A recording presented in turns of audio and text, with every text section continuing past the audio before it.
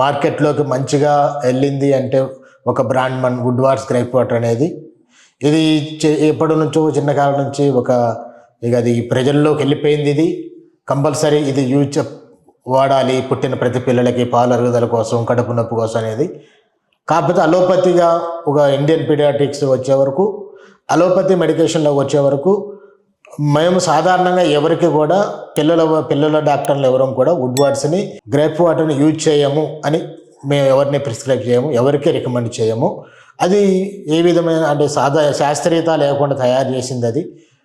దానికి బదులుగా అదే ఫార్ములాతో అవే మందులు ఇంగ్రీడియంట్స్తోని అలోపతి మెడికల్లోకి వచ్చేసి అదే సేమ్ కొలికి పెయిన్ అంటారు. పిల్లల్లో పాలు అరుగుదల సరిగ్గా లేనప్పుడు అరుగుదల చేయటం, చిన్న గ్యాస్ ఫామ్ అయ్యి నొప్పులు వచ్చినప్పుడు గ్యాస్ రిలీవ్ చేయడానికి, తర్వాత విరోచనం సాఫీ కావటం కోసం, ఇవన్నీ సేమ్ ఫార్ములాతోని అలోపతిలోని ఒక సైంటిఫిక్ వేలో తయారు చేసిన చుక్కల మందులు అందుబాటులో ఉంటాయి.